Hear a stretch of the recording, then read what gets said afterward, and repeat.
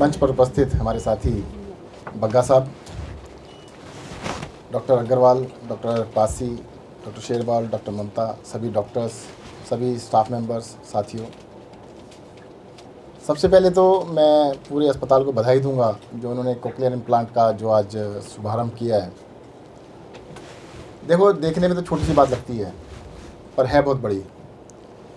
Hierarchy है, मतलब अगर आपको छोटी सी चीज़ बताऊं, मैं 5 सेंसेस भगवान ने दी है हमारे को, और आपको पता करना हो कि ये जो एनिमल है या कोई भी चीज़ जीव है कि हायरार्की में कहाँ पर आता है, तो सेंसेस देख लीजिए उसमें कितनी सेंस है। जिसके पास 5 सेंसेस होंगी, इट मीन्स कि सबसे ज़्यादा ऊपर वो है। पहली सेंस है टच।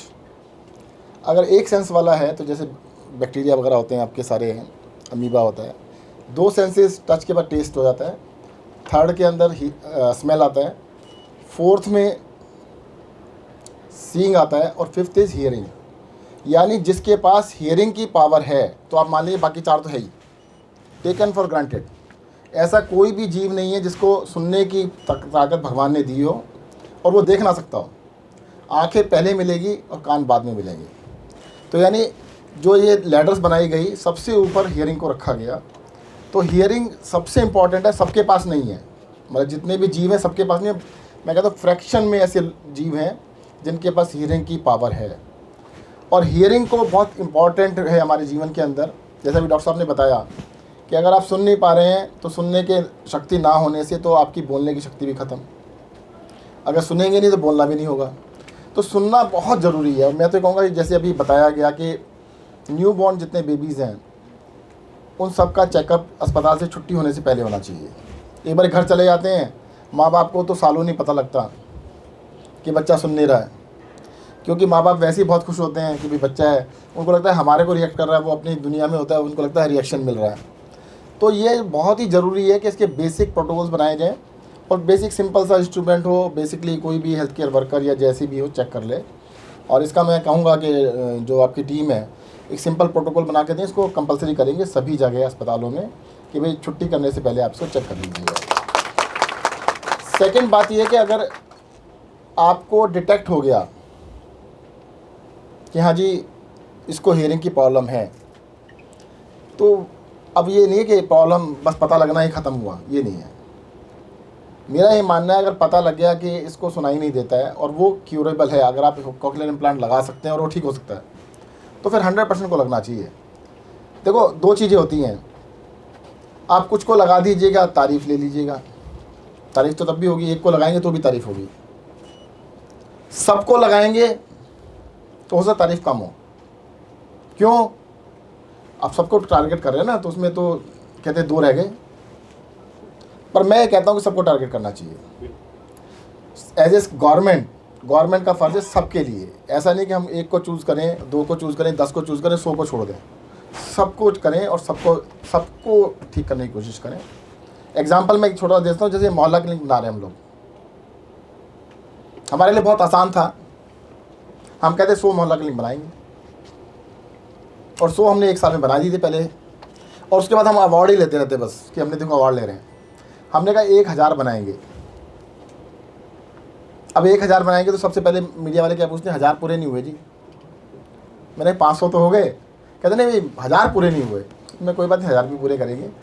दुनिया के अंदर, पूरी दुनिया में कभी भी हिस्ट्री में 500 प्राइमरी हेल्थ सेंटर किसी शहर में 5 साल के अंदर तो बने नहीं। तो दुनिया में नंबर 1 तो तब भी पहुंच गए ना। तो वही टारगेट मैं दोबारा से दे रहा हूं। अगर दिल्ली के अंदर कॉक्लियर इम्प्लांट लगाने की ज़रूरत हर साल 500 बच्चों को पड़ती है, तो पूरे 500 बच्चों को लगना चाहिए, 499 को नहीं लगना चाहिए।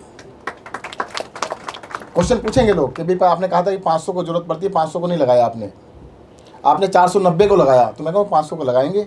टारगेट वही करना चाहिए कि सबको लगाना है।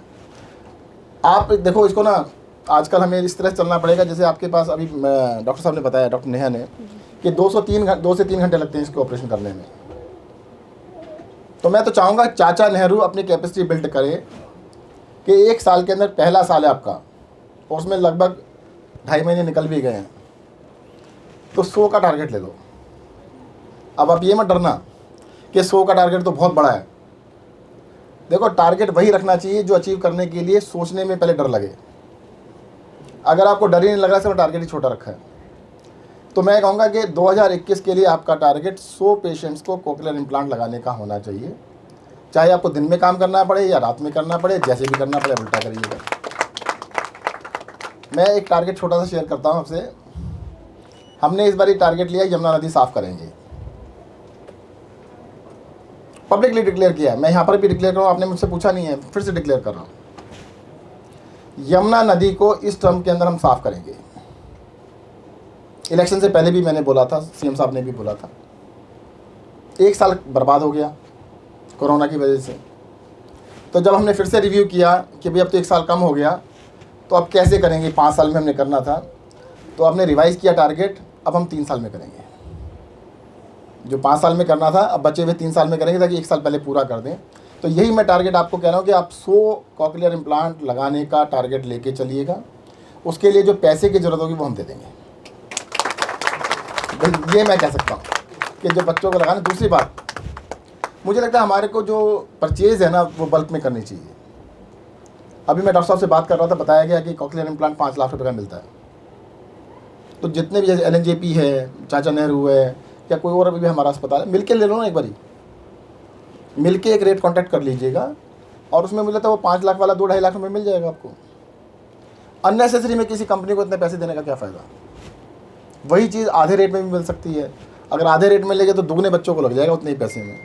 अगर आप जिस भी रेट में लेंगे, पैसा तो हम देंगे, पर मैं चाहूँगा कि कम पैसे में लेंगे तो ज़्यादा अच्छा रहेगा, और ज़्यादा के लिए हम सेवा कर पाएंगे। और मैं LNJP हॉस्पिटल में जो डॉक्टर पासी ने, मुझे लगता है 1 साल में 100 का रिकॉर्ड बनाया था, पर मैं इसलिए इनको देके जा रहा हूँ कि आपका रिकॉर्ड तोड़ें। ये वाला प्रोग्राम तब किया था सर, जब पूरे किए इन्होंने LNJP में 100 किए थे। अब ये मत कहना कि वो बड़ा अस्पताल है। बड़े के अंदर काम करने में बड़ी दिक्कतें होती हैं, छोटे में काम करने में छोटी दिक्कतें होती हैं। तो छोटे में काम जल्दी हो सकता है, बड़े में काम लेट होता है। तो इसलिए आप छोटे होते हुए बड़े काम करके दिखा सकते हैं। तो मैं फिर से आशा करता हूँ कि डॉक्टर शेरवाल के नेतृत्व में आप लोग इस टारगेट को पूरा करेंगे, और हमारे जो MLA साहब हैं वो पूरे आपकी सेवा में हर टाइम हाजिर हैं। कोई काम मेरे पास डायरेक्टली आना है, आप डायरेक्टली आ जाइएगा, नहीं तो MLA साहब को कह दीजिए, वो मेरे पास तुरंत आ जाएंगे। आपकी कोई भी दिक्कत होगी हम सॉल्व करने के लिए हमेशा तैयार हैं। जय हिंद, जय भारत।